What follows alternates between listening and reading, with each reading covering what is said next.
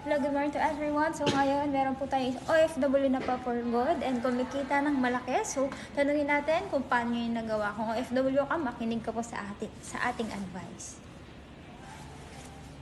Hi, good morning everyone. Ayan. Kumusta po kayo? Ayan, ako si Leticia Sidoro, dating OFW for 16 years. Ayan, Okay. sa Taiwan.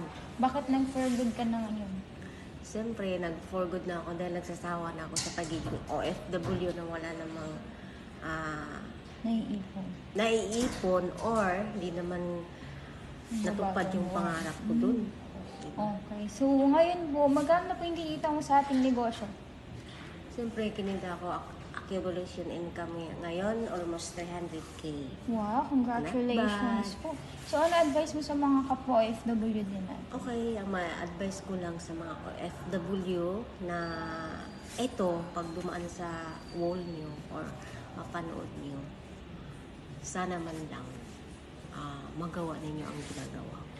Nung nasa abroad pa ako. Dahil ginagawa ko to dahil sa pangarap, sa pamilya. Kailangan sumubok. Kailangan sumubok.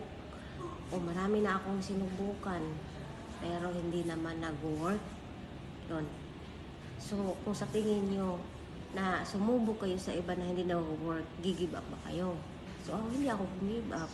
So, hanap ako ng iba na makakita ka talaga na magandang source of income. So, ito na yun. Wow, congratulations. Yung sinalihan ko. Ilang years ka po sa abroad? 16 years. Yan, tapos pinagpalit mo yun para Yes, dito sa pinagpalit opportunity. ko. Alam nyo, magkano ng sahod ngayon sa tayo na sa 45 to 50K na. Pero ito pa rin pinili ko. Wow, so congratulations po, Coach Leticia. Alam ko na mas marami pang OFW matutulungan natin makapag-for good, kumita ng malaki. And kung OFW ka, pakicomment ko anong bansa ka ngayon para matulungan ka namin. So yun lang, welcome and congrats!